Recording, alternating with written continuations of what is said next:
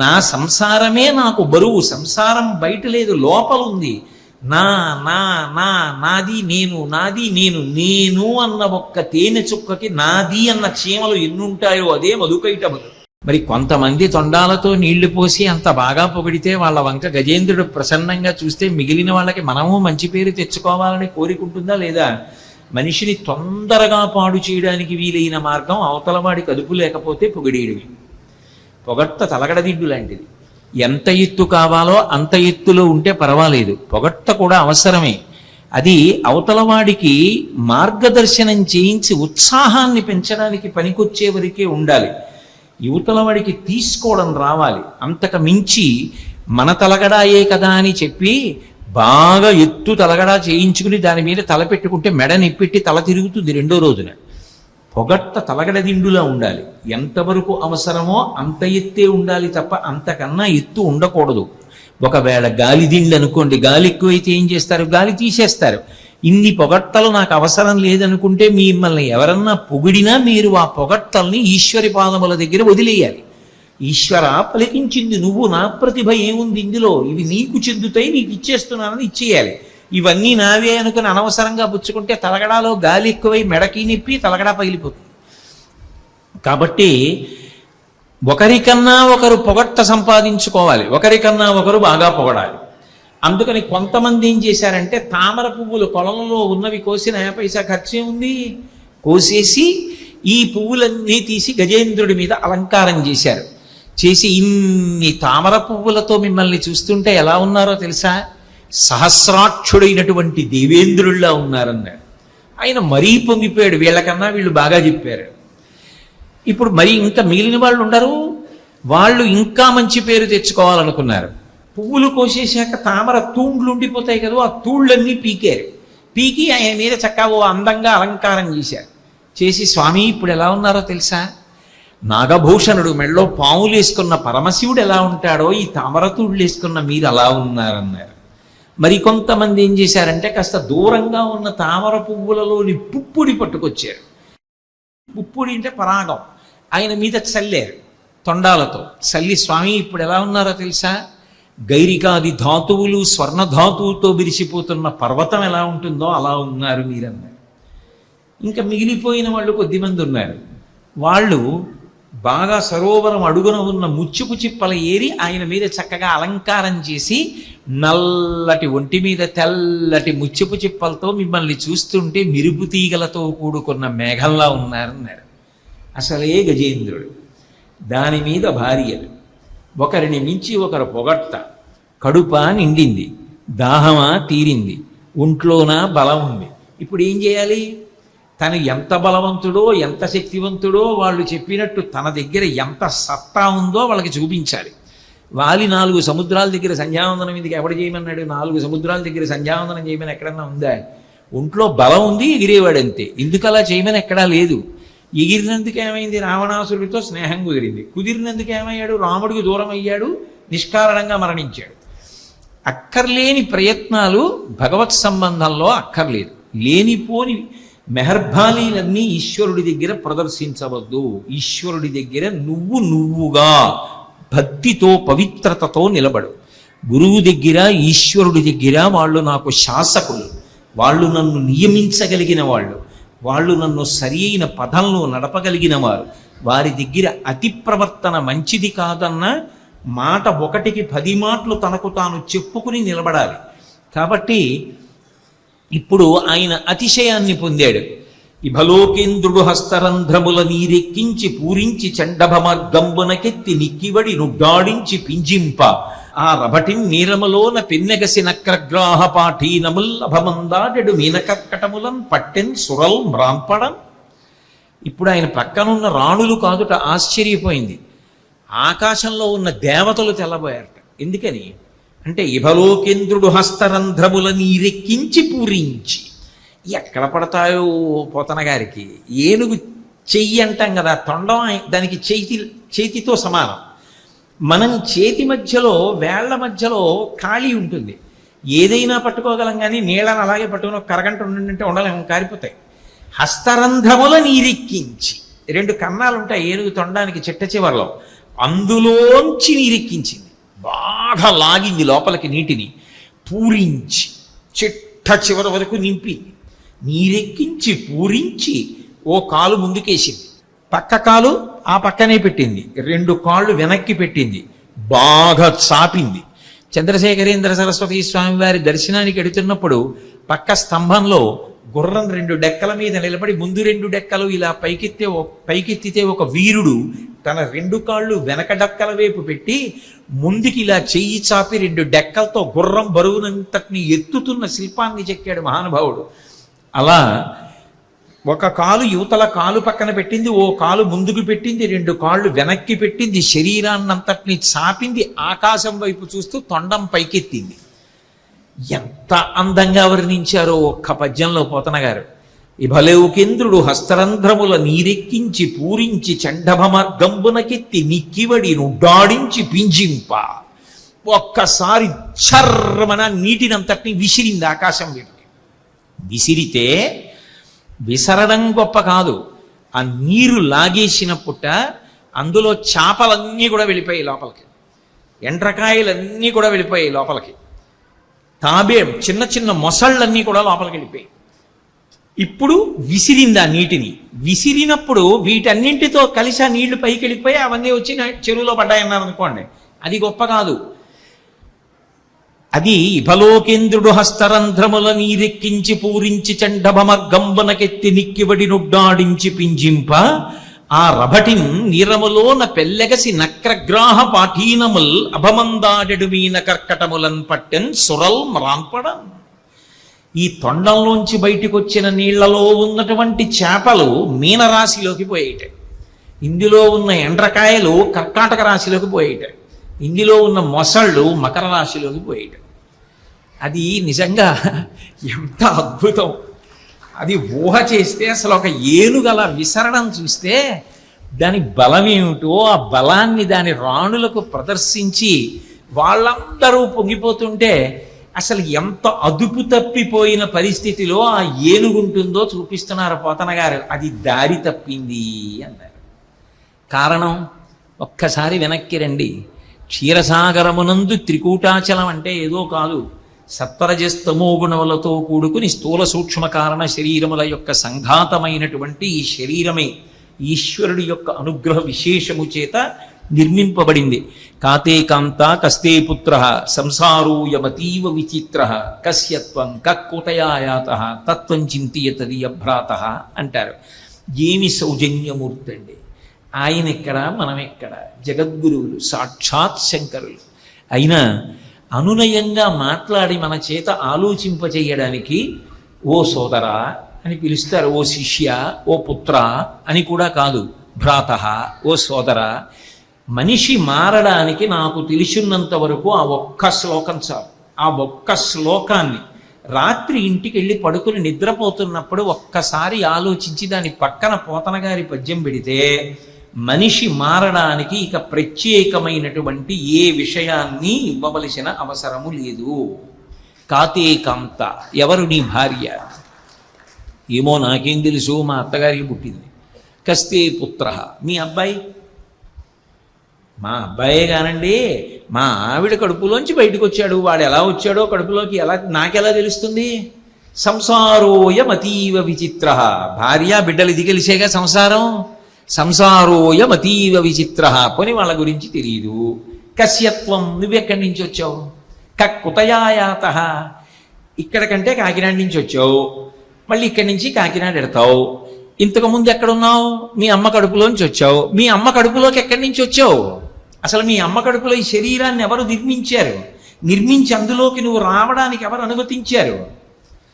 ఇంతకుముందు ఎక్కడున్నావు, ఎక్కడి నుంచి వచ్చావు, మళ్ళీ ఇక్కడి నుంచి ఎక్కడికి పోతావు? ప్రహ్లాదోపాఖ్యానంలో హిరణ్యకశిపుడు వాడు రాక్షసుడు అయితే అయ్యాడు కానీ గొప్ప మాట చెప్పాడు. మచ్చిక వీరికెల్ల బహుమాత్రము చోద్యము దేహి పుట్టుచున్ చచ్చుచునుండ చూచెదరు తా చావకమానుడు వారి భంగి ఈ చచ్చిన వానికెచ్చెదరు చావున కొల్లక దగవచ్చునే ఎచ్చట నుండి పుట్టినచ్చటికి పోవుట నైజము ప్రణికోటికి. ఎక్కడి నుంచో వచ్చావు అమ్మ కడుపులోకి, మళ్ళీ వెళ్ళిపోవలసిందే అక్కడికి. ఇక్కడ ఏం చేశావన్న మూట తగిలించుకుని వెళ్ళిపోవాలి. ఎప్పుడు వెళ్ళిపోతావు? ఓ 4 రోజులు పోయిన తర్వాత తిరిగి వెళ్ళిపోవాలి అనుకుంటే ఓపికని బట్టి వయసుని బట్టి లోయరు బెర్త కావాలని జాగ్రత్త పడ్డవాడివి. పర్వాలేదు, ఒంట్లో ఓపిక ఉంది, నన్ను ఎవరు ఎక్కగానే పడుకుంటానంటే అప్పర్ బెర్త్ అడిగిన వాడివి. తొందరగా వెళ్ళిపోవాలంటే సూపర్ ఫాస్ట్ అడిగిన వాడివి. ఇంకా చొక్కా నలక్కుండా వెళ్ళాలంటే విమానం ఎక్కాలనుకున్న వాడివి. ఇక్కడి నుంచి ఇంకో చోటికి కూడా వెళ్ళిపోవాలంటే పెట్టి సర్దుకోవాలి కదా. ఆ పెట్టిలో ఏమీ లేకపోతే ఏమైపోతావు? జీవుడు ఏమైపోతాడు? ఆ ఒక్క శ్లోకం చాలదు శంకర భగవత్పాదులు ఇచ్చింది. కాబట్టి తత్వించింతియ తదియ భ్రాత.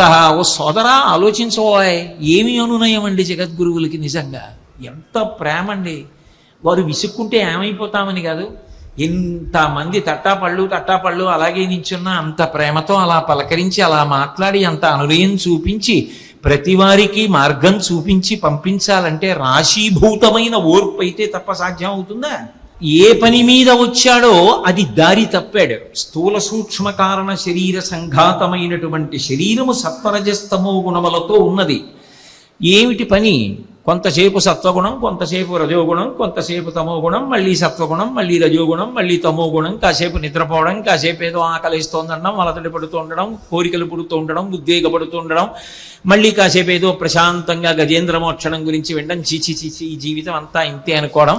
సరే, ఒక్క 3-4 గంటలు మీరు మీ ఇష్టం వచ్చిన చోటికి వెళ్ళి రండి అనేటప్పటికీ మళ్ళీ ఉత్సాహం పొందేసి కోరికలు, మళ్ళీ పరుగులు, మళ్ళీ ఖర్చులు, మళ్ళీ అప్పులు, మళ్ళీ తెచ్చుకున్నవి వాళ్ళకి వీళ్ళు, వీళ్ళకి వాళ్ళు, చూపించుకోవడాలు, ఆనందాలు, సంతోషాలు. 3 రోజులు మాట్లాడని వాళ్ళు కూడా ఎన్ని మాటలు, ఎంతంత సంతోషాలు. కాబట్టి మరి సత్వరజస్తమో గుణముల యందు జీవుడు తిరుగుతున్నాడా లేదా? అన్నీ 10,000 యోజనాల వెడల్పులే, కానీ అన్నిటికీ ఆధారం మాత్రం ఆ క్షీరసాగరమే. అందులో ఏనుక్కున్న లక్షణం ఏమిటి? తన ఒళ్ళు తనకి బరువు, ఎగరదు. ఎందుకు ఊర్ధ్వముఖ చలనం చెయ్యవు? ఎందుకు ఆలోచించవు? ఎందుకు భగవంతుడి గురించినటువంటి ఆలోచన రావట్లా? ఎందుకు మనుష్య జన్మ సార్థక్యం గురించి ప్రయత్నం చెయ్యట్లేదు నువ్వు? అంటే మిమ్మల్ని కాదు, నాబోటి గడి గురించి. ఎందుకు చేసుకోలేకపోతున్నాను నేను అంటే, నేను ఏనుగుని కనుక. నా సంసారమే నాకు బరువు. సంసారం బయట లేదు, లోపలుంది. నాది నేను, నాది నేను. నేను అన్న ఒక్క తేనె చుక్కకి నాది అన్న చీమలు ఎన్నుంటాయో అదే మధుకైటభులు. ఒక్క నేనని ఇలా చూపిస్తే, ఈ నేనుకి నా పంచ, నా ఉత్తరీయం, నా రుద్రాక్షలు, నా కళ్ళజోడు, నా గది, నా పరుపు, నా మంచం, నా పెట్టి, నా కొడుకు, నా కోడలు, నా మనవడు, నా మనవరాలు, నా భార్య, నా ఇల్లు, ఇన్ని నాదులు. ఒక్క తేనె చుక్క చుట్టూ ఎన్ని చీమలు చేరి నాకుతుంటాయి. అది మధుకైటభులంటే. దాన్ని సంహరించగలిగిన వారెవరు? శ్రీ మహావిష్ణువు. కాబట్టి ఈ ఏనుగులు విచ్చలవిడిగా తిరుగుతున్నాయి. వాటి బలం అటువంటిది. అంటే ఈశ్వరుడు ఒక కాలమునందు ఓపిక ఇస్తాడు. ఆ ఓపికిచ్చిన కాలమును సద్వినియోగము చేసుకున్నవాడెవరో వాడు ఈశ్వరానుగ్రహమునకు పాత్రుడవుతాడు. కానీ ఎప్పుడు శరీరమునందు ఓపిక ఎక్కువ ఉంటుందో అప్పుడే ఆకర్షణలు ఎక్కువ ఉంటాయి. బాలస్తావత్ క్రీడాసక్త, తరుణస్తావత్ తరుణీసక్త, వృద్ధస్తావత్ చింతాసక్త, పరసే బ్రహ్మణి కోపిదసక్త. నిగ్రహించుకు నిలబడిన వాడు ఉంటాడే, వాడు ధన్యుడు. స్వామి హనుమల లంకని చూస్తున్నప్పుడు ఎంత ఆకర్షణీయమైనవి కనపడినా ఇది సీతమ్మ కాదని దాటిపోయిన వాడు ఉంటాడే, వాడు ధన్యుడు. అలా నిలబడి ఉపాసన చెయ్యగలిగిన శక్తి నుంచి పక్కకి తప్పుకుని అక్కరలేని విషయాల వైపుకి వెళ్ళిపోయి ఇవన్నీ శాశ్వతం అనుకుని పొంగిపోయిన వాడెవరు ఉంటాడో వాడే గజేంద్రుడు. సంసారమునందు కూరుకుపోయినవాడు.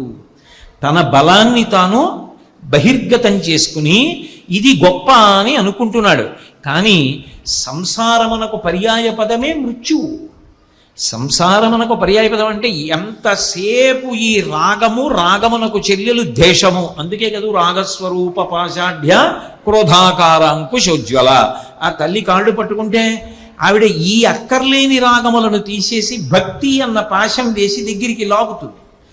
అందుకని ఇప్పుడు తనదైన శైలిలో విచ్చలవిడిగా ప్రవర్తిస్తున్నాడు, సంతోషంగా గడిపేస్తున్నాడు.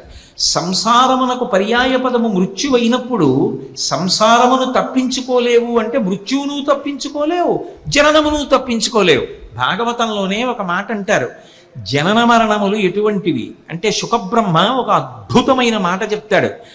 ఒక ఆకు మించి పాకుతూ వెళ్ళినటువంటి గొంగళి పురుగు యువతల ఆకుని విడిచిపెట్టే ముందు దగ్గరలో గాలికి ఊగి వచ్చినటువంటి ఆకుని గురిచూచి తన తల పైకెత్తి అవతల ఆకు మీదకి ఊంచుకుని యువతల కొంత బరువు అవతల కొంత బరువు ఉన్న కారణం చేత అవతల ఆకు దగ్గరికి ఉండగా క్రమక్రమంగా శరీరాన్ని యువతల ఆకు నుంచి అవతల ఆకు వైపు వరకు వెళ్ళిపోయి తన శరీరాన్ని పూర్తిగా అవతల ఆకు వైపుకి తీసుకున్న తర్వాత యువతల ఆకుని వదిలిపెట్టినట్టు ఒక శరీరాన్ని వదిలిపెట్టి ఇంకొక శరీరంలోకి వెళ్ళడమే మరణము జననము.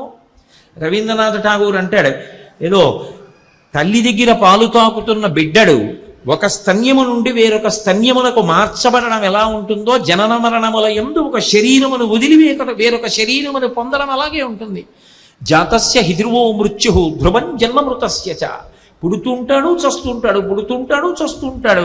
పునరపి జననం పునరపి మరణం పునరపి జననీ జఠరే చైనం ఇహ సంసారే బహుదుస్తారే కృపయా పారే పాహి మురారే. ఎప్పటికి విడుదల? ఆ విడుదలనివ్వగలిగిన వాడెవరో వాడు ఈశ్వరుడు. కానీ ఎప్పటికప్పటికే సంసారము చాలా సంతోషంగా ఉంటుంది. కాబట్టి అందులో ఇరుక్కుపోయినటువంటి జీవుడికి సంకేతం గజేంద్రుడు. ఇప్పుడు సంసారమునందే మృత్యువు పట్టుకుంటుంది, కొత్తగా రాదు. మృత్యువు ఎక్కడి నుంచి వస్తుంది? కాలమునందే వస్తుంది. యువతల పుట్టిన తేదీ ఉంటుంది, పటానికి యువతల వైపు మరణించిన తేదీ ఉంటుంది. పుట్టిన తేదీ ఫలానా, మరణించిన తేదీ వెళ్ళిపోతే ఉంటుంది. వెళ్ళకపోతే మనకి తెలియకపోవచ్చు, ఈశ్వరుడికి తెలుసు. ఆయనకి తెలిసి ఆ తేదీ ఎప్పుడు పడుతుంది అన్నది తెలుసు. ఈ మధ్యకాలంలోనిదే జీవితం. దీపం ఉండగా ఇల్లు చక్క పెట్టుకో. ఆ ఎరుక కలిగినటువంటి వాడు జాగ్రత్త పడి ఈశ్వర సాధన చేస్తాడు. లేనివాడు ఇది శాశ్వతం అనుకుని పాడైపోతాడు. మాయ అత్యంత శక్తివంతము. రామకృష్ణ పరమహంస చెప్పినట్టు పక్కింట్లో కాదు, సందు చివర దొంగలు పడ్డారండి అన్నారు అనుకోండి, రెండో తాళం కూడా వేసుకుంటాడు ఇంటికి. రాత్రి పడుకున్నప్పుడు సందు చివర దొంగలు పడ్డారటండి అంటాడు. పక్కింట్లో దొంగలు పడ్డారనుకోండి, నెల తర్వాత రెండు తాళాలతో పాటు ఓ కుక్కని కూడా పెంచుకుంటాడు. రాత్రి ఎవరో గోడ దూకినట్లు బాగా కుక్క మురిగినట్టు అనుమానం వచ్చింది అనుకోండి, ఒక రక్షక భటుడికి కూడా జీతం ఇచ్చి పెట్టుకుంటాడు. పక్కింట్లో దొంగలు పడితే నీ కుక్క ఎక్కువ మరిస్తే ఇన్ని జాగ్రత్తలు తీసుకున్నావే. మా తాతగారు వెళ్ళిపోయారు, మా నాన్నగారు వెళ్ళిపోయారు, మా తరంలో మా అన్నయ్య ఒకడు వెళ్ళిపోయాడు, మా పెద్దనాన్నగారి అబ్బాయి. వాళ్ళందరూ చేతకాక వెళ్ళిపోలేదే. వాళ్ళందరూ కూడా ఉండాలని అనుకున్న వాళ్లే, కానీ ఈశ్వర శాసనం అయింది, వెళ్ళిపోయారు. వాళ్ళందరూ వెళ్ళిపోయినట్టే ఒకనాడు నేను వెళ్ళిపోవలసి ఉంటుంది. ఆ వెళ్ళిపోయే లోపల నా మూటలో ఏం సర్దుకుంటున్నానన్నది మాత్రం నా జీవుడి గురించి నాకుండవలసిన ఎరుక. లేకపోతే సంసార గురుమద స్తబ్దుడై తెగడి ఎవ్వడు లోకము నన్ను ధిక్కరించు వాడెల్ల కాలంబు అఖిల యోనుల యందు పుట్టుచు పిదప విత్త వయోరూప విద్యా బలైశ్వరి కర్మ జన్మ గర్వ ముడిగి ఏక విధమున విమలుడై ఎవ్వడుండు వాడు నా కొరకు రక్షింపవలయువాడు స్తంభ లోకాభిమాన సంసార గురుమద స్తబ్దుడై చెడడువాడు అంటాడే శ్రీ మహావిష్ణువు. అలా పుడుతూ చస్తూ సంసారమునందు ఇరుక్కుంటాడు. ఆ ఇరుక్కోవడమే ఆ సరోవరాన్ని, గృహస్థాశ్రమాన్ని పాడు చేసుకోవడానికి ఇవ్వలేదు ఋషులు. ధర్మము చేత అర్ధకామములను ముడివేసుకుని నీ జీవితాన్ని సాఫల్యం చేసుకుని చక్కగా వైరాగ్యాన్ని పొంది ఈశ్వర పథంలో ప్రయాణించమని ఇచ్చారు. కుంతీదేవి ప్రార్థన చేయలా? యాదవులందు పాండు సుతులందు నాకు మోహ విచ్ఛేదము చేయుమయ్య ఘనసింధువు చేరిడి గంగభంగి నీపాద సరోజ చింతనముపై అనిశము మదీయ బుద్ధి అచ్చాదర వృత్తితో గదియగనట్లు చేయగదయ్య ఈశ్వరా అని అడిగింది. ఈశ్వర, ఎన్నాళ్ళు ఈ పాశాలు అర్థం లేకుండా నా కర్తవ్యాలు పూర్తయ్యాయిక ఈ పాశములు తెగి నీ వైపుకి నేను నడవగలిగినటువంటి ప్రస్థానం నాకు కల్పించమని అడగాలి. కాకుండా ఇరుక్కుపోతానంటే ఇరుక్కుపోతాడు. ఆ ఇరుక్కుపోయినటువంటి స్థితి సంసారమునందు మగ్గులుడైన జీవుని యొక్క ప్రతిబింబమే గజము. జగ గజ. అందుకని ఇరుక్కున్నాడు గజేంద్రుడు. గురుమద స్తబ్దుడై తెగడి ఎవ్వడు లోకము నన్ను ధిక్కరించు వాడెల్ల కాలంబు అఖిల యోనుల యందు పుట్టుచు పిదప విత్త వయోరూప విద్యా బలైశ్వరి కర్మ జన్మ గర్వ ముడిగి ఏక విధమున విమలుడై ఎవ్వడుండు వాడు నా కొరకు రక్షింపవలయువాడు స్తంభ లోకాభిమాన సంసార గురుమద స్తబ్దుడై చెడడువాడు అంటాడే శ్రీ మహావిష్ణువు.